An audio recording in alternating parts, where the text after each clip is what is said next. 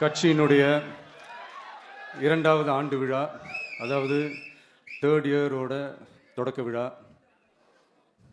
இன்னைக்கு தமிழ்நாட்டில் ஒரு மிகப்பெரிய ஒரு கட்சியாக நம்ம வளர்ந்து இருக்கிறோம் அப்படின்னா